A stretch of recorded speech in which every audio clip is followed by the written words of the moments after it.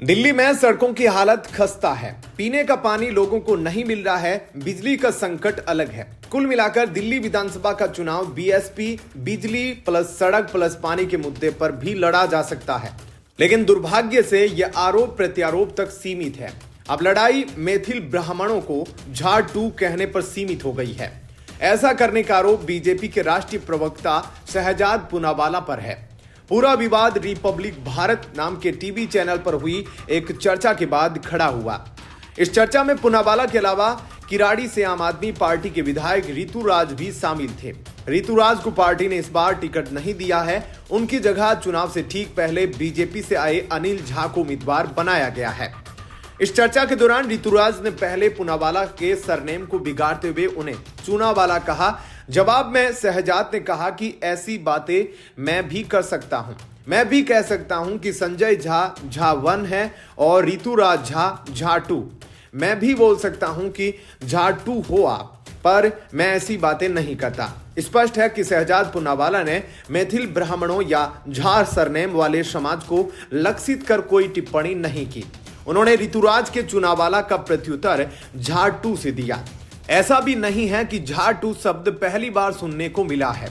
यदि आप social media पर सक्रिय है, आपका सरनेम झा है, तो आए दिन आपको कोई ना कोई झा 2 कहकर चला जाता है। मैं खुद इसका पीड़ित हूं।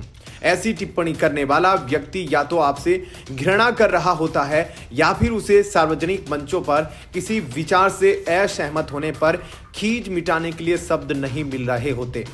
पीड़ित होते हुए भी मुझे नहीं लगता कि इस तरह की टिप्पणी करने वाले व्यक्ति की घृणा उस समाज के प्रति होती है जिससे मैं आता हूं। यदि इस टिप्पणी को उस व्यक्ति की एक पूरे समाज से घृणा मान ली जाए तो फिर आपके ऋतुराज पहले दलित मुस्लिमों से घृणा के अपराधी है। बावजूद आम आदमी पार्टी ने झा 2 शब्द को चुनावी मुद्दा बनाया। सोशल मीडिया में कुछ सेकंड के ऐसे क्लिप सर्कुलेट करवाए जिसमें शहजाद पूनावाला का झा 2 तो सुनाई पड़ता है, लेकिन उससे पहले क्या हुआ इसका पता नहीं चलता। जाहिर है कि आप चाहती थी कि ऐसा नैरेटिव बने जिससे मैथिल ब्राह्मणों को लगे कि बीजेपी का नेता उन्हें गाली दे रहा है। इस नैरेटिव को आप समर्थकों के अलावा उन लोगों ने भी आगे बढ़ाया जो दिल्ली विधानसभा चुनाव में मैथिल ब्राह्मणों की कथित उपेक्षा करने से बीजेपी से नाराज है। इनमें ऐसे लोग भी शामिल हैं जो बीजेपी समर्थक रहे हैं, लेकिन इस उपेक्षा का जवाब एक फर्जी नैरेटिव का शिकार बनकर उसे आगे बढ़ाना नहीं है।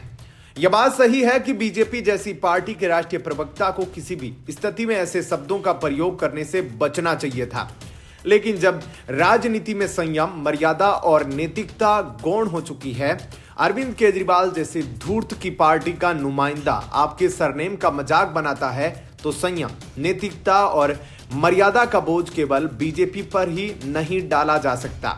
इन सब के बावजूद झा उपनाम धारी मैथिल होने के कारण आपको लगता है कि गाली दी गई तो कायदे से आपको ऋतुराज का गला पकड़ना चाहिए जिसने ऐसी स्थिति पैदा की।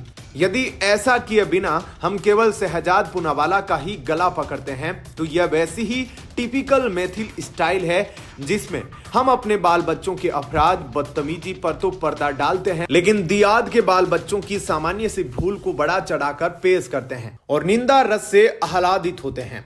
वैसे भी ऋतुराज या आप मिथिला मैथिल ब्राह्मण का प्रतिनिधि नहीं हो सकती। इसका प्रतिनिधित्व वह बीजेपी ही कर सकती है जिसने संविधान की 8वीं अनुसूची में मैथिली को जगह दी है, जिसके शासनकाल में संविधान मैथिली में जारी हुई है।